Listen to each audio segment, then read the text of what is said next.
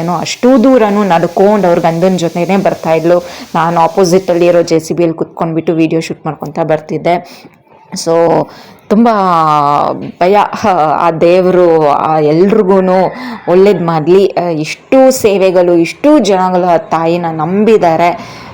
ಕೋಟೆ ಮಾರಮ್ಮ ಹೊಸೂರಿಗೆ ಧನ್ಯವಾದಗಳು. ಆ ದೇವಿ ಆಶೀರ್ವಾದ ಎಲ್ಲರ ಮೇಲೆ ಇರಲಿ. ಅಥವಾ ವಿಡಿಯೋ ನೋಡ್ತಿರೋರು ಯಾರೆಲ್ಲ ನೋಡೋಕ್ಕಾಗಿಲ್ವೋ, ಹೋಗೋದಕ್ಕಾಗಿಲ್ವೋ, ಯಾರು ನೋಡಿರ್ತಿರೋ ಮುಂಚೆನೇ ಎಲ್ಲರೂ ಕಮೆಂಟಲ್ಲಿ ಕಮೆಂಟ್ ಹಾಕಿ. ಸೊ ವಿಡಿಯೋನ ಫುಲ್ಲಾಗಿ ನೋಡೋಣ ಬನ್ನಿ.